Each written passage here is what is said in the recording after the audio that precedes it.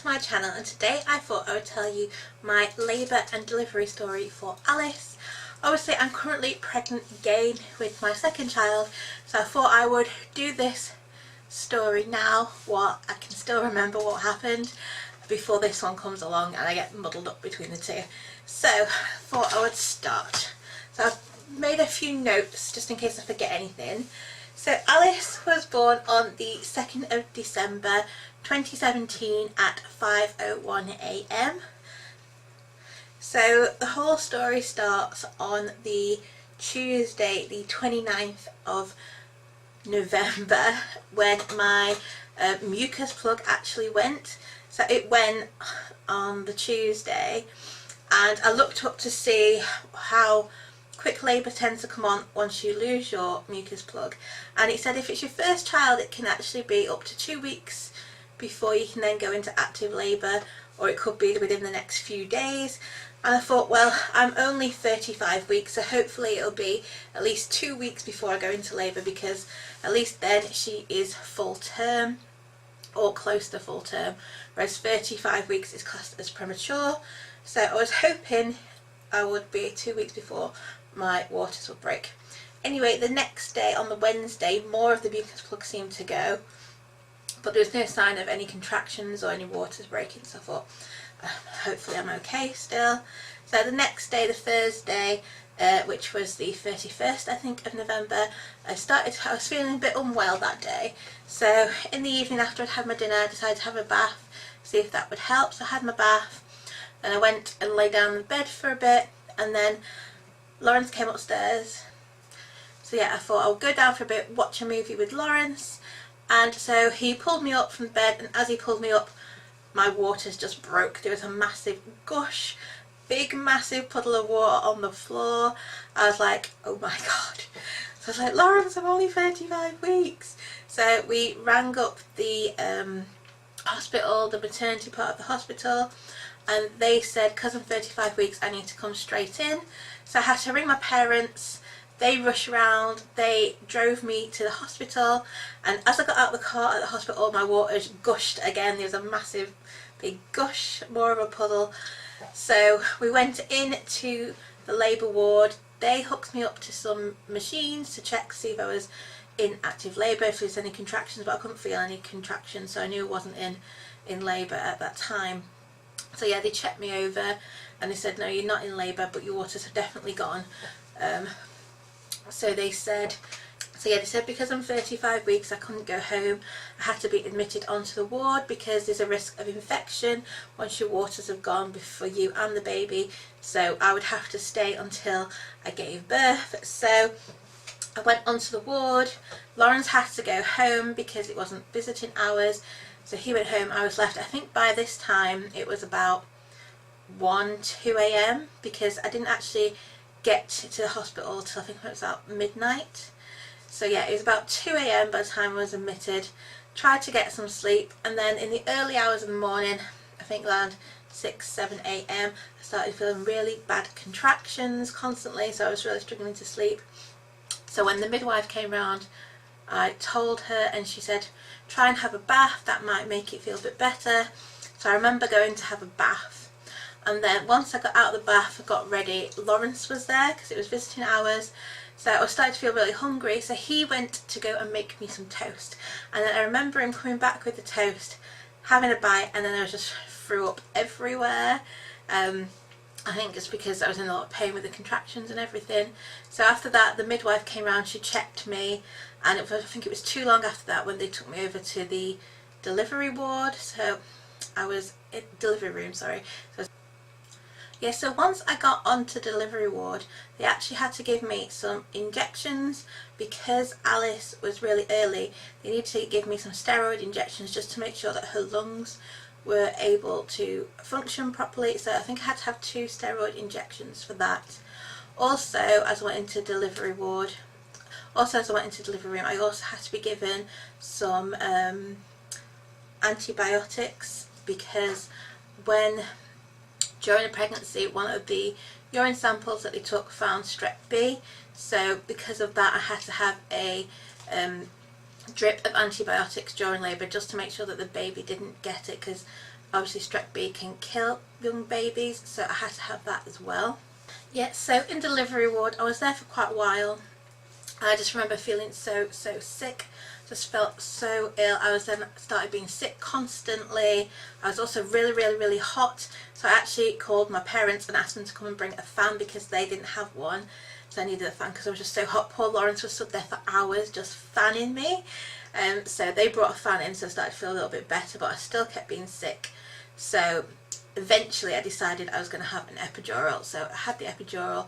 After that I felt so much better, stopped being sick, felt a bit more alive. So yeah, after I had the epidural and I started to feel a little bit better, I asked them if I could have something to eat, because the last time I'd eaten was about 5 o'clock on Thursday, and it was now like lunchtime Friday, something like that. And they said no, I couldn't have anything to eat, which I was gutted about because I was starving. So yeah, I wasn't allowed anything to eat. So yeah, then after several hours in labour I started to feel this really bad urge that I needed to push. So I told the midwife and she said not to push, I needed to hold it because they wanted the baby to come further down the birth canal before I started to push, which was actually, I found not pushing really painful and really uncomfortable. I think I would have preferred to have been pushing than holding it back, so that was like the worst part for me, was holding back pushing. So then I remember at some point during the labour the midwife said she needed to put a clip on the baby's head because we're having trouble reading her heartbeat on the monitor that they had, so they had to put a clip onto her head. Once they did, they said the heartbeat was fine. Also by this point I was starting to feel a lot of back pain. My back was absolutely killing me, I was in so much pain. It's at that point that she told me that it's because Alice was back to back, so her back was against my back, which apparently can be quite painful. So that's why I was in so much pain. It's probably also why I kept being sick with the pain as well, because that position apparently is quite painful. So eventually they finally said that I could push, and it didn't seem to me that long from when I started pushing for her to actually crown. So once she did start crowning, the midwife did say to me, do you want to feel her head? I remember at the time just saying no, because I just wanted to get her out quick to make sure she was okay, which I really regret now. I really wish that I did feel her head, because at the time I didn't realise that she couldn't get out any quicker. I had to wait for the next contraction to push anyway, so I could have just felt her head and it wouldn't have made any difference how quick she came out. So I think with the next one, if they tell me to feel the head, I will definitely do it, because I do regret not doing it with Alice. So eventually, after 15 hours of labour, Alice was actually born. So once Alice was born, they didn't actually give her to me straight away. Often, like if you watch One Born Every Minute, they're born and they give them some months straight away, and then the dad cuts the cord and then they take them off to get checked over. With Alice, they just took her out straight away. They got Lawrence to quickly cut the cord and then they rushed her over to be checked over. I'm not sure if that's because she was premature, so they needed to make sure she was okay. I'm not sure, but they rushed her over there, and it seemed like forever before she started crying. It was a very long time, but she did eventually start crying, and then they did bring her over for me and she was fine, she was lovely. I'll insert a little clip here of when she was just born, and she just handed her to me. Hello Alice. Welcome to the world. Sneak around this side and then you get a face in. Yeah. I feel like I should know these. Hello. I've been doing this for like 10 years. Hello.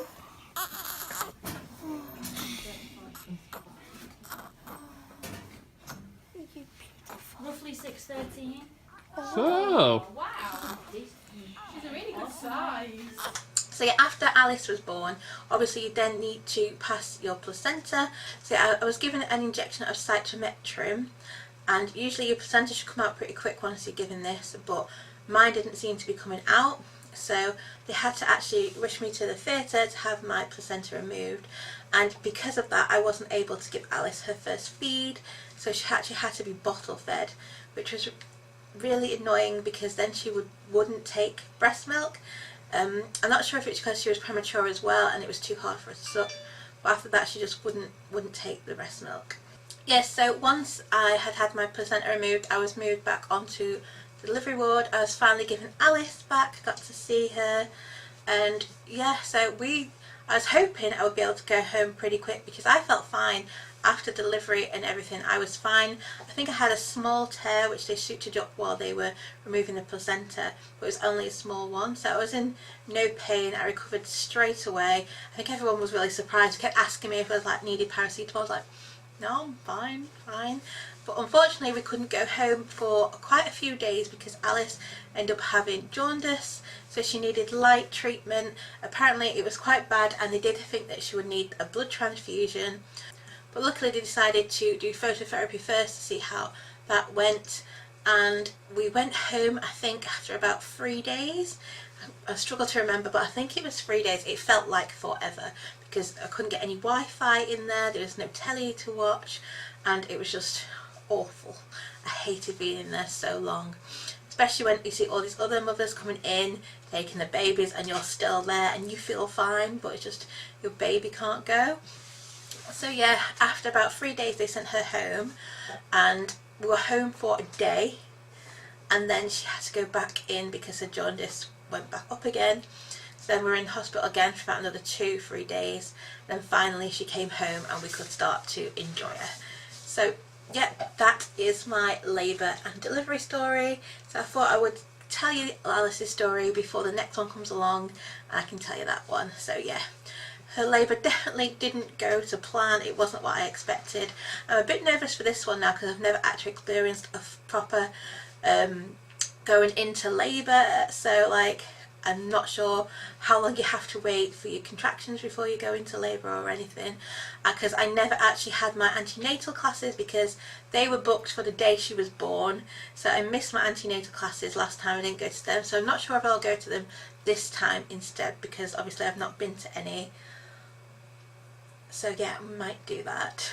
Also, because I went into labour way before planned, I hadn't even had my bag packed, so I hadn't even packed my her bag or my hospital bag. Luckily my sister for my baby shower had bought me a bag which was partially packed. It didn't have any clothes or anything in, but it had little bits that might be useful, so luckily we had that. But yeah, I didn't even have a bag packed, so this time round I'm going to make sure the bag is packed 2 months before the baby is due, so it's definitely all ready. So yeah, I hope you have enjoyed this little story of mine. If you have, please give it a like and don't forget to subscribe, and I hope to see you again for some more videos. Bye.